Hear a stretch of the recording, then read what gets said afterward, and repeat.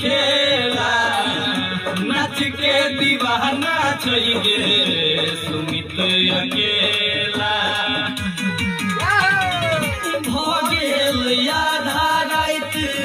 देखा बन खेला नाच के दीवाना चाहिए पवन गनौरा नीतीश निराला से लजो नहीं तू छौरी गे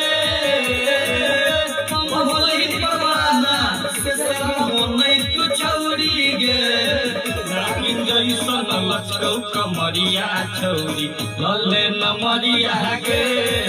नागिन जैसन लचकौ कमरिया छौरी लल्ले नमरिया गे।